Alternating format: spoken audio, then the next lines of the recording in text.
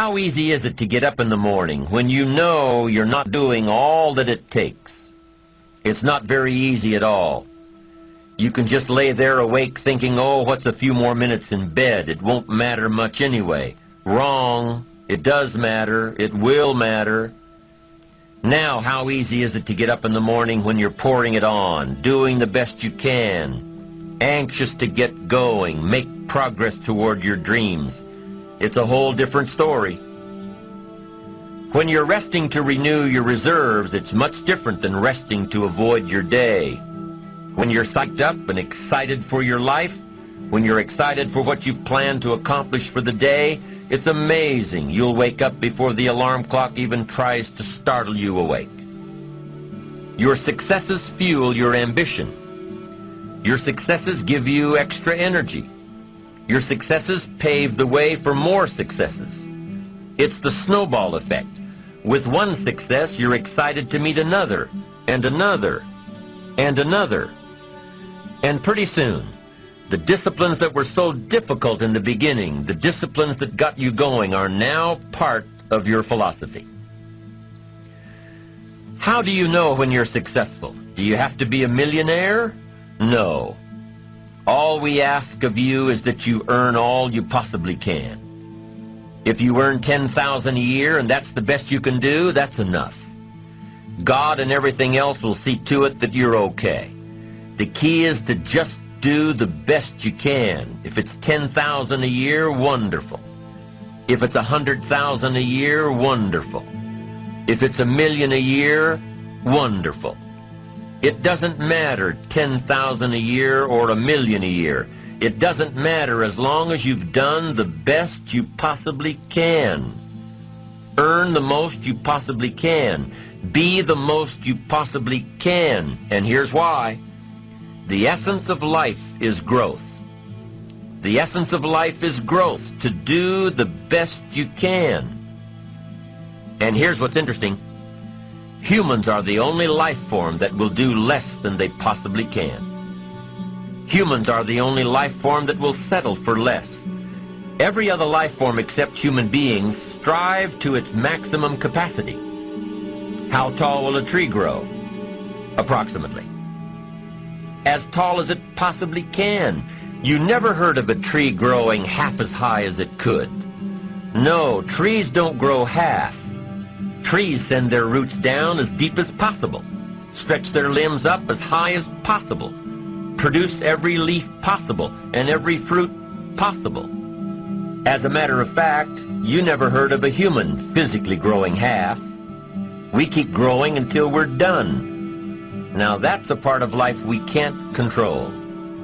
It's genetically coded. And that's probably why we keep growing till we're done.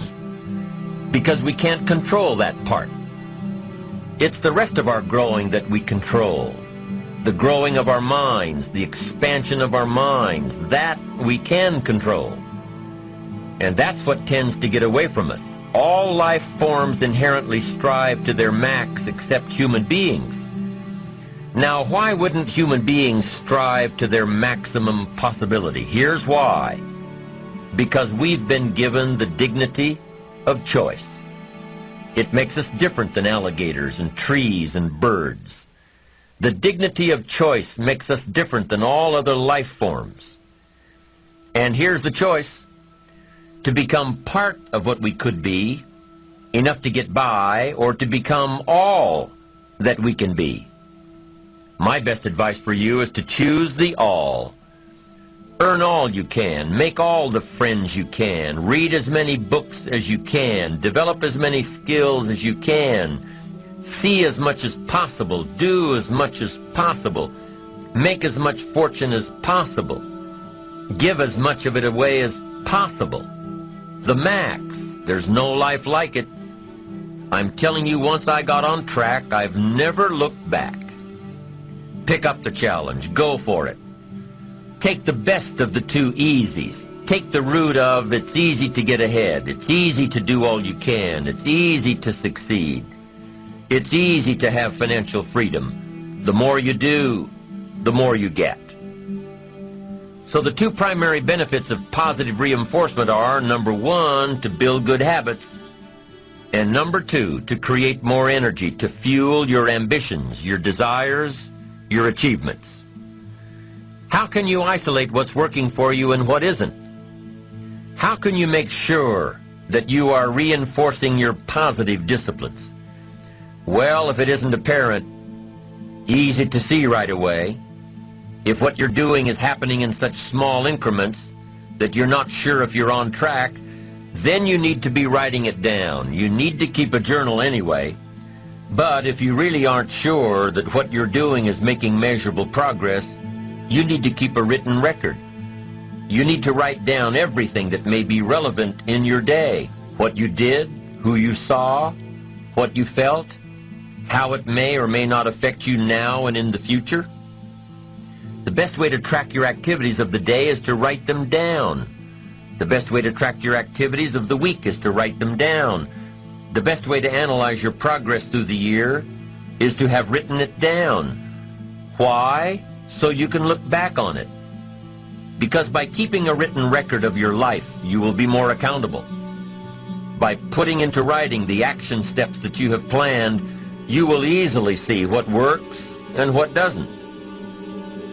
Most people just try to get through the day, never writing anything down, never keeping track of their progress along the way, never really knowing if they are doing all they can to reach their goals, to drive their ambition. But gifted people learn to get from the day.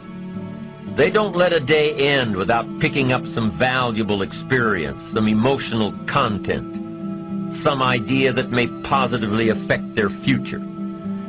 To get the most from a day, to learn the most from a day, you need to be able to reflect on the day. And how can you reflect on a day unless you record it in history?